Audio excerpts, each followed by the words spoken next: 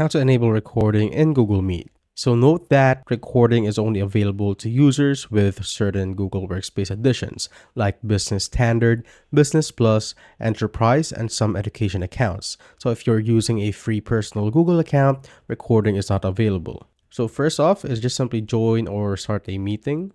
So I am going to start my meeting right here. So start an instant meeting. Now once you're inside of the meeting at the bottom right, so right here, the more options, click on that, then this will pop up. And as you can see, you will see the option to manage the recording. So just simply click on that. And if you want to start the recording, you just simply need to click on start recording right there.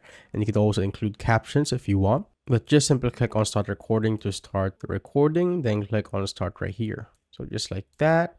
And just simply wait for the recording to start. And as you can see, it has now started. And if you want to stop the recording, you just simply need to hover to this recording icon. So click on it. Then you will see the option to stop it. So just simply click on that, then click on stop recording. And as you can see, the recording has been stopped. And that is how you basically enable recording in Google Meet.